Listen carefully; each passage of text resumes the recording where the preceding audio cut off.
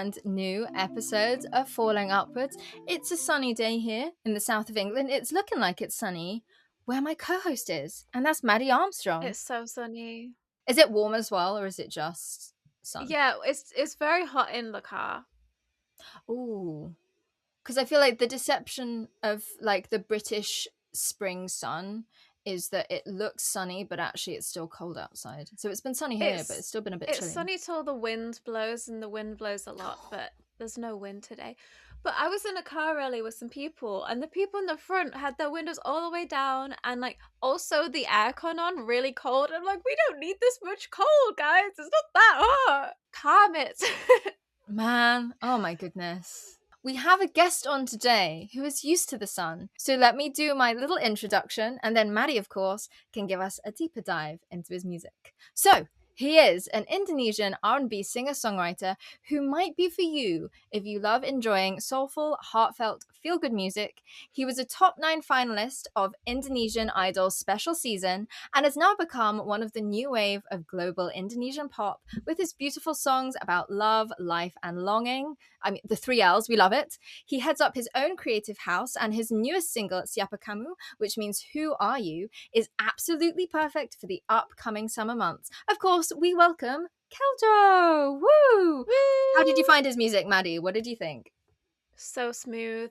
He's described as R&B, but he seems to delve in like a lot of jazzy stuff as well. I really love Siapa Kamu and Ya Sudahlah. I think that's how you enunciate it. But yeah, it's just so feel good, you know? I was saying this to Emma, like some music really does transcend. Well, I mean, all music transcends language, to be fair. It's so smooth, so listenable and calming. He's got a really great voice. Something we talk about that obviously we'll get to is he loves Bruno Mars. And we actually talked about Bruno Mars for a while. And I know you and I are always very wary of, sometimes there are very uncomfortable, icky undertones when certain outlets ask Asian artists about Western artists, and it can be quite, without delving into it, sometimes it's not always a good dynamic when they're asking those questions. But he was genuinely so excited to talk about Silk Sonic and Bruno Mars, and I feel like you can feel those influences in his music. So if you like that kind of music, KELJO might be for you. But he has a failure for you, of course. Queen Emperor. He has one for you. Are you ready to listen? Very excited. Let's hear from KELJO. I think most of musicians start with failures, right? In my life, I'm not considering it as a failure, actually. When I release a song, a single, and everything, I usually think about it's just an A/B testing. If the stream goes down, it's not a failure. It's just a testing. It's a chapter of life that we should be try to test, right? If you ask about one failure, I think sometimes we try to make something that market savvy, right?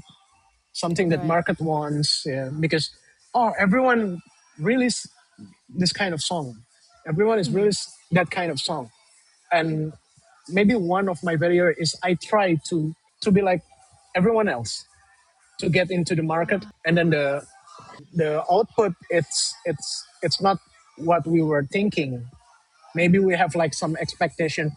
I I released this kind of song. It should be viral. It should be something. It should be and everything. And when the result is it's not, I think it's like a failure. But back again, it's just A/B testing. Can you imagine? Sorry, this just made me think of this. Yeah, if your pilot failed to get off the runway and he was like, guys, I'm just testing. We'd be on the plane being like, nope, peace out, nope, not getting on this back plane. around. Like, you and I talk about the industry so much. What did you think about him saying like a failure being like when you're trying to follow market trends, and like when you feel like you have to follow what's popular instead of being yourself? Yeah, I do think in most cases that's a failure. That's a failure to realize yourself. That's a failure to be your own artist. That's, yeah. But I mean, you can't blame people too much when they are like that, because people worry about, oh, will I be successful? These people are artists, but they also need to make money. They need to pay the bills. So it makes sense if they start going down that train of thinking like, oh, I should be a bit more industry safe, you know? But I think succeeding is when you do take your artistry from within yourself and put that out there, and, you know, dare to be yourself. That's very cheesy, isn't it? But, you know, that's what works. The best stuff is when people are being genuine. So I would say that's a hopeful fail. Beautiful. He also has, especially for you, something that he wished he had failed at. So before we usher him onto the lawn, of course, and bring him into the world of news, we have this lovely moment for Mads. Shall I pop it on? Awesome. There's so many because maybe sometimes when I release a song and I was singing it live on Right. on the stage and everything. Sometimes the notes, it's really high. It's Right. it's just really high. Maybe I can do it on the recording so you can, but on a stage, it has to be like really 100% healthy and everything. Have a good vibes in my heart, and I wish it was the key is lower actually. Right. Yeah. You can see that happening with singers on stage sometimes, where they, I mean, that's the magic of like harmonizing like lower, or picking another key, that's another note that's in the same key. You know that there are ways around those notes sometimes, and it's funny when you spot singers doing that. And I don't know what I respect more, like a singer going for it and failing terribly, or a singer craftily choosing a more appropriate note for the situation. Like what's wiser? What's more impressive? Maybe it's wiser to be safe but more impressive, to try it and then Maybe, yeah. I love that his thing I wished I'd failed at is I made my vocals too impressive on the track and now I have to do it live. Oh my god, why? I love that. He's like, I sound so good on the recording and now I've got to replicate this. It's too high live. But another reason to check out his singing.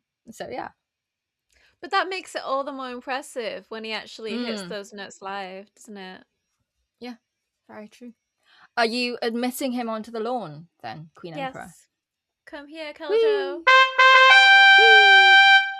Before we dig into our news for the week, which I've of course tried to tie into the stuff I talked about with Keljo, let's go on a little bit. He talks about his song process, and I know Maddie loves to hear this stuff, so should we give it a listen? Take us a little deeper into the inspiration behind the song. It's the song is called Siapa Kamu. In English, it's called Who Are You? Yeah, it's a feeling about curious about someone that we meet wherever it is. It's like in a cafe, in a mall maybe. So sometimes we meet someone that really our type, right?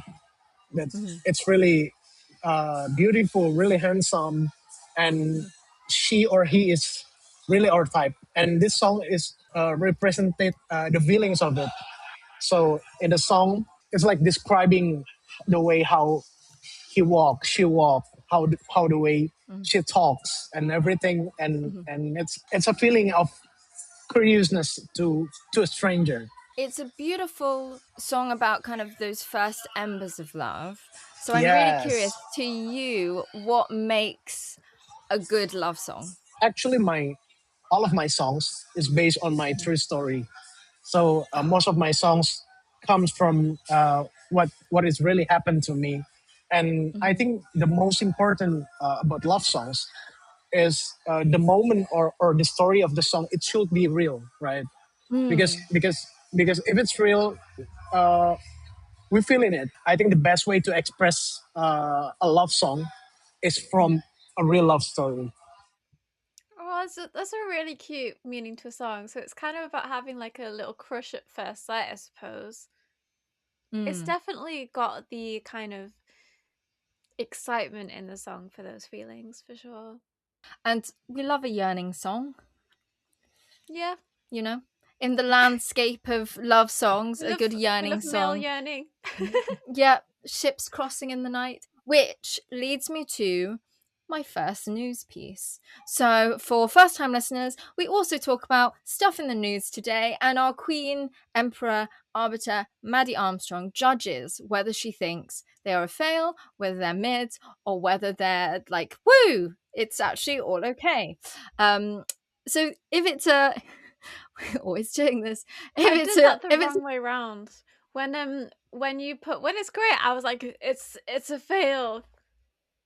This is how tired I am today. Wait, we'll do it again. When it's a fail, this is what we hear. No! God, please, no! No! No! No! When it's mid, this is what we hear. I survived, but we're dead! And if it's a win, this is what we hear.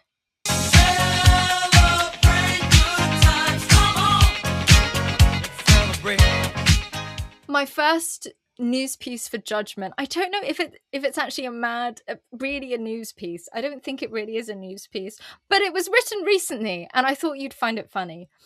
Which is that American songwriter suggested a list of 3 love songs you absolutely must not play on a first date.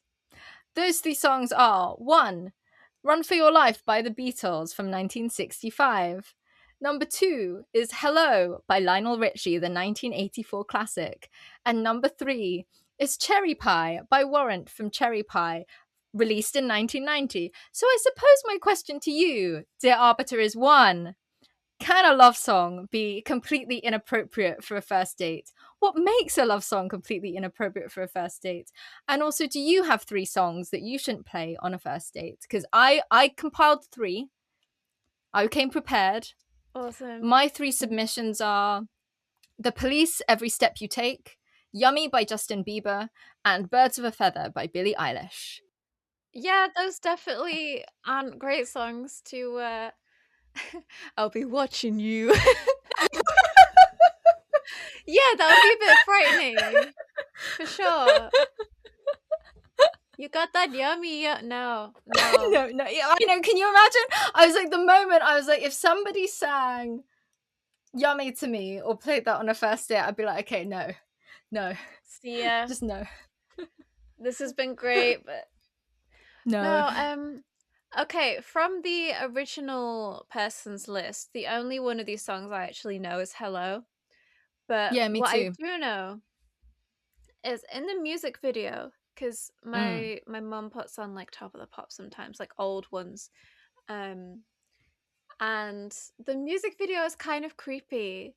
Lionel is basically this teacher, and he's like pining after his student or something. I don't like it. Yeah. Is that really the premise, Lionel? That's what it's been a while. That's what I got from it too. I don't think she is looking for you. No, I think that's the answer to your question. No, Lionel, what are you doing, Lionel? I think she's looking for her school bag or something. If a love song can't be played on a first date, does that make it a fail of a love song? Or no? No, I think that it's just for a different stage of the love. Right. You know? Okay. Like Careless Whisper, incredible tune, but that's got a lot of like emotional weight to it, you know?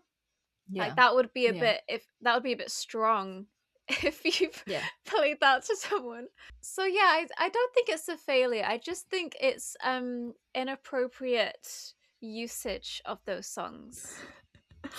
I would suggest that I don't think there's ever an appropriate time to play Every Step You Take by The Police. Like, at no point. Even if you've been married 20 years, it's still a bit creepy.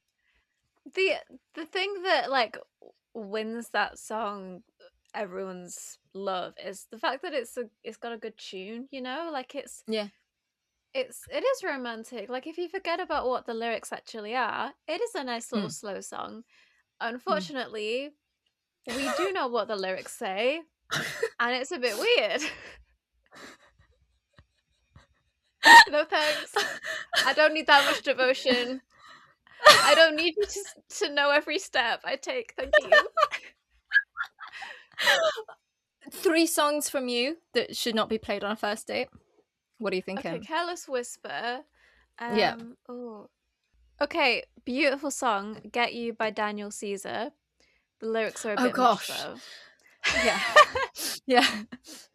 Great song, really, not a first date song. Really coming on strong. Oh, well this one's really cute. This one's really sweet, but I think it's more for like you've got married for once in my life. Oh, yeah, it's not a first date song. Yeah. That's strong for a first date song. That's more you are my soulmate and I'm never going to be sad ever again kind of song. So I would be put off if they were like, the song reminds me of you for once in my life. You know? Yeah, that's too much. We don't know too much. Each other. Too much for first date. Yeah, no.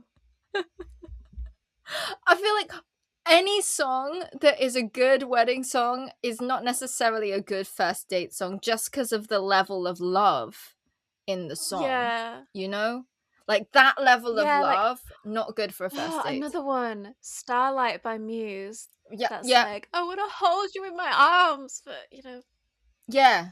Like that's a wedding-y song. The song Lover by Taylor Swift, a popular wedding song, you know, can I go where you go? Can we always be this close? Maybe not on a first date.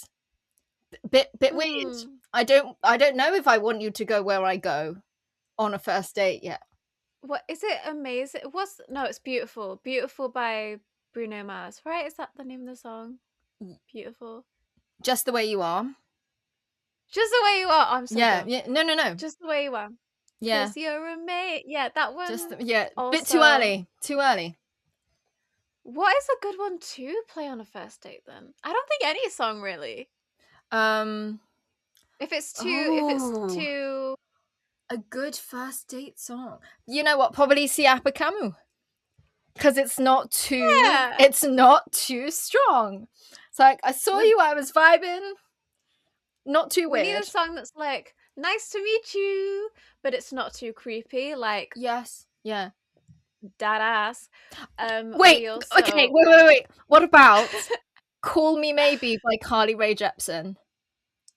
Yeah. That's like the ultimate. I just like that's literally the lyric. Do you know what I mean? It's like we just met.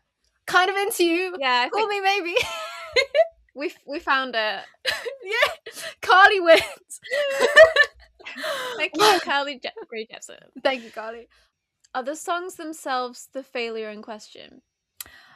You can take it wherever you want. Okay, I'm gonna say if you are someone that pulled up to a first date and you have played the I'll Be Watching You song to someone, massive fail, like right at the bottom. Right, let's do it. That will have been very awkward for you. No! God, please, no! No! No! No! But I would be saying that in my head. I was gonna say that's what I would be thinking. If I was either party, I think. If you're playing the I'll Be Watching You song, that no screaming is what your date is thinking. Yeah, for sure. Shall we go onwards with KELJO?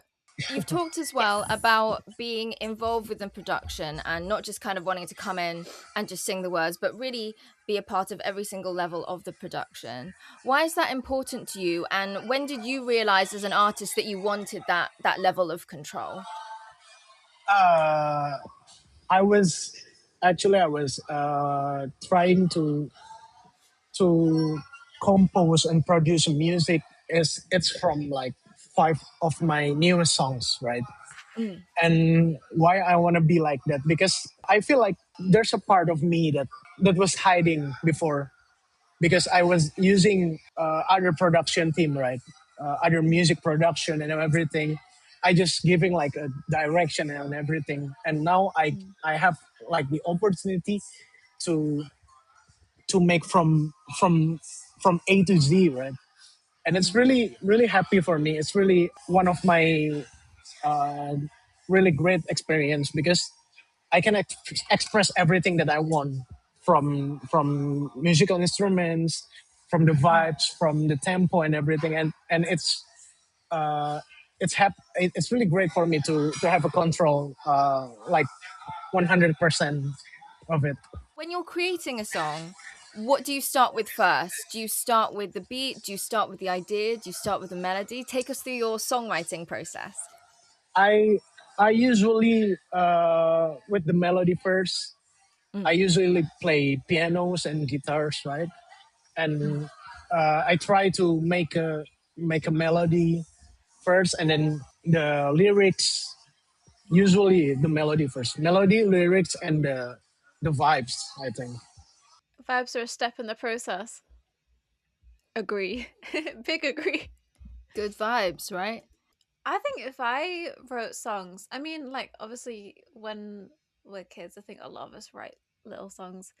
Um, and it's the same. Like, you start with the what it's gonna sound like, and then you come up with the words that sound best with the tune that you've already got in your head. I think that's a very artful, artistic way of creating a song. So I do like his process, I think. From Keljo's love for songwriting to my second offering to you, Queen, Emperor, Judge, which is the love people have of their pets. This is from The Mirror by Andrew Young, where he reported pet owners take more photos of their pets than their partners, survey finds. This research was commissioned by Samsung to celebrate the launch of the Galaxy A57 5G, and they discovered that pet owners snap more pictures of their animals than their nearest and dearest. The typical pet owner has 20% more photographs of cats, dogs, and other cherished animals than of their partners or closest friends and family.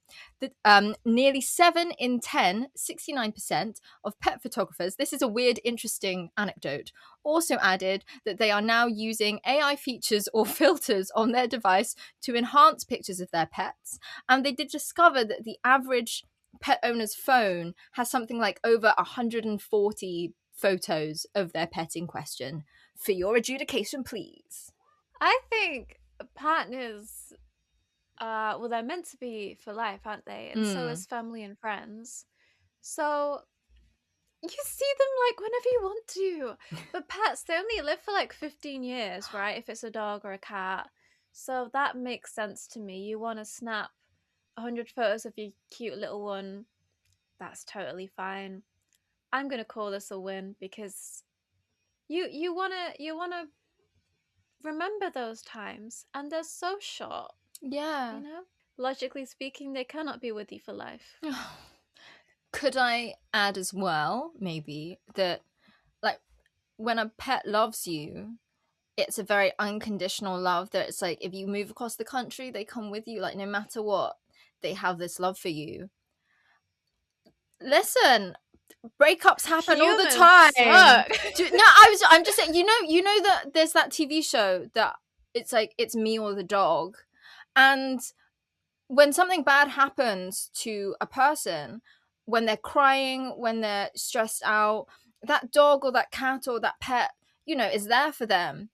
Some people's partners are not there for them when they are having a tough time. I'm just saying. Do you know what I mean? That dog could see you through multiple breakups. I'm just saying. A cute little dog face or a cat face or a budgie, I don't know what other pets people may have. Hamster. It's much Guinea nicer pig. to look at than like a human that is sometimes in a bad mood. Sometimes they fart, sometimes they let you down, but you know, it'll never be a pain to look at your lovely pets. It'll never be a pain to interact with them because they're always lovely. It's Maddie going, we are getting more out of pet pictures than we are out of people pictures. Yeah, exactly. It's true. Like, to be fair, cat memes, dog memes, they never let you down. People memes, very hit and miss. Like, a picture of someone can, like, it can stir, like, bad memories or, like, emotions, or I just had an argument with them, now I feel guilty, you know? But your picture of your dog, oh, Yeah, very true. you know? Like, Yeah. there's nothing else that's gonna come out of you than that sound. Yeah. Even if that animal's passed, you're just recalling happy memories, right? It's not a terrible thing. It's not like a messy human thing. So Yeah. I think this is a win. Let people snap pictures of their pets. Let's do it.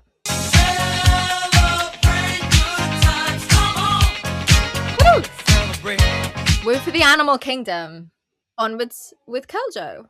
You've talked about how Silk Sonic and Bruno Mars are big influence to you, and I think you can hear that so much in Siapa Kamu. What drew you to that style of music to begin with? First of all, I was listening to Bruno Mars since I was a kid, since the first single, Just the Way You Are.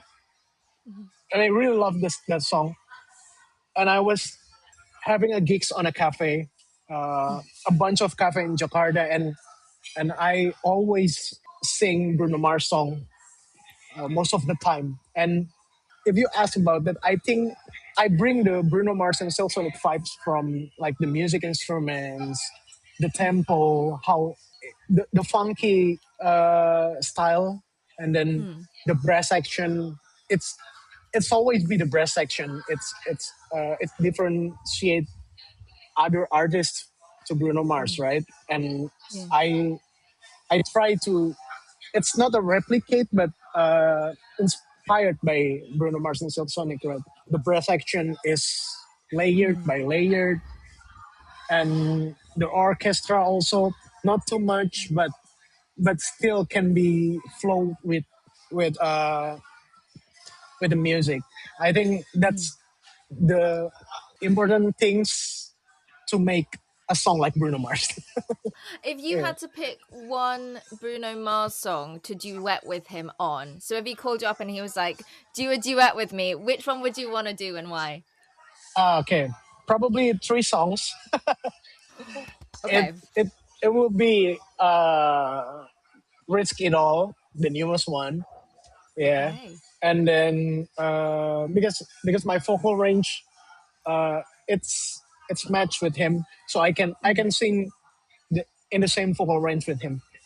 And then the one from Silk Sonic, Smoking Out the Window. It's a really beautiful song because it's actually like a sad song, but we still have to dance to sing Smoking Out the Window. And After Last Night. I think that's the best three. Yeah. It's nice to see how his sort of growing up and the music he's listened to has culminated in his own artistry. And you know, just from the couple songs I've heard, it's fabulous stuff. So clearly it's worked. For my third and final lawn offering today, a Bruno Mars related news piece that I think you'll love, because Bruno Mars and Hello Kitty are doing a collaboration. If you are a fan in the US, I'm seeing Maddie's fan. Unlikely collaboration. What? As part of his The Romantic Tour, Bruno Mars is teaming up with Hello Kitty for pop-ups around the USA. If you are based in the USA, you can go and take a look. It's a limited time retail experience that blends Hello Kitty's iconic kawaii style with Bruno Mars's bold retro-inspired aesthetic. For your judgment, please. Bruno-san.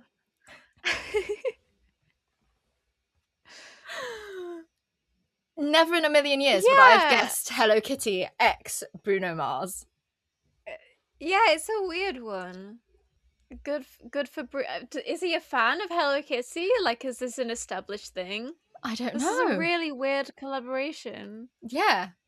When I saw it, I was trying to think of like the target audience. I don't know if it's like Hello Kitty fans that also love Bruno Mars and want something for their kids as well. Because a lot of a lot of K-pop fans, right? They also like the cutesy characters and things like that, which makes sense because it's an industry that has a cutesy side to it, like with Aegyo and stuff like that.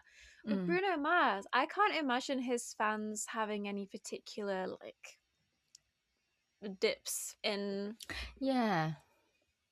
Hello Kitty, or like that just seems so random to me.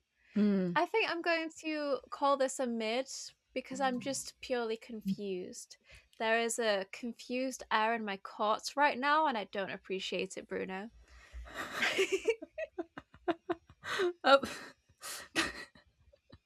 There we go. Mr. Five Power, Dad! There we are. Well, we know what time it is now. Usually, I talk about something light or, funny or something, but this has come up a couple times on my page recently, and I just thought I would, I don't know, bring it to people's attention that the beloved emperor penguin is now endangered.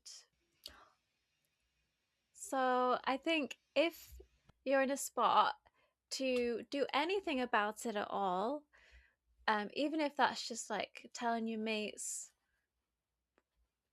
about it, then maybe do so if you feel compelled. They are like the classic penguin, the penguin in Happy Feet, but they are endangered now, sadly.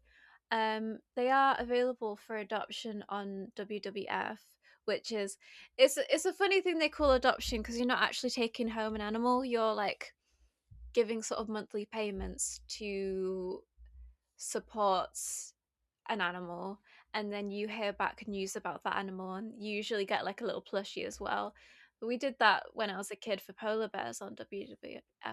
But they are there now, so if you want to help Emperor Penguin's cause, then that is one place you can do it. But yeah, just keep your beloved penguins in your thoughts. I know this is quite a sad one, but I just thought it is news, so I would bring it to people. That's so sad. I have literally I have no comment apart from that. That is just sad. That is everyone, we must save these penguins.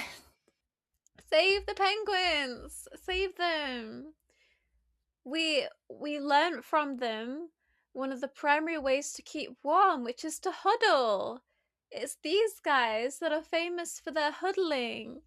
When the baby penguin has just been born, they will sort of walk under the dad's feet. And when the egg has been laid, they will do the same thing. They will like keep the egg safe and warm under their fur, like between their feet. It's really cute, and it's quite a unique sort of animal behavior, I think. But yeah, fluffy penguins. On that cheerful note,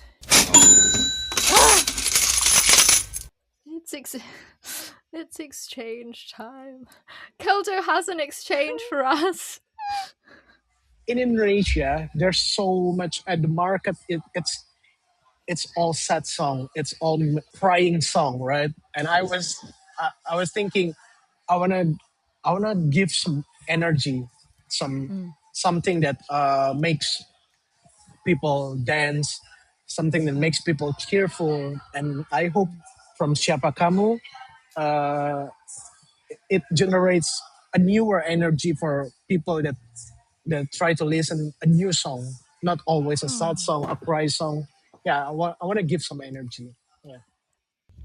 Thanks, KELJO. We needed that. We needed that. Help! We needed that. What would you like to give for the exchange this week, Mads? You know, someone should write a song about the penguins to help raise awareness as well. I would love a song about penguins. Happy Feet. That's not my exchange. But you could also listen to you could also watch Happy Feet. That's a musical penguin film. Yeah. I was gonna exchange.